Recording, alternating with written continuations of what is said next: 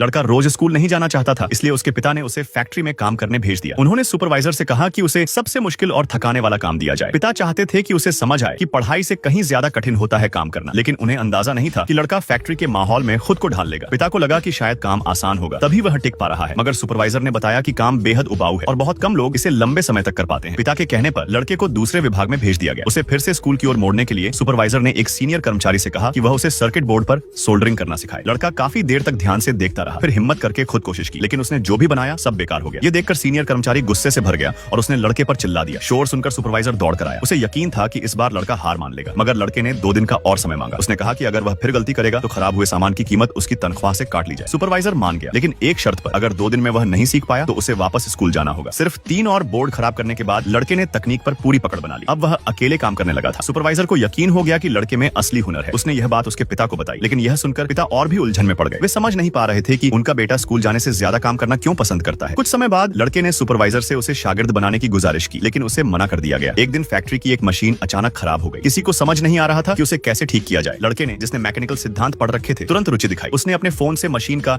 Manual अनुवाद किया और निर्देशों को एक एक कर फॉलो करने लगा। उसने स्क्रीन पर कुछ कमांड्स डाली और देखते ही देखते मशीन फिर से चल पड़ी। आखिरकार सुपरवाइजर को मानना पड़ा और उसने लड़के को अपना शागिर्द बना लिया।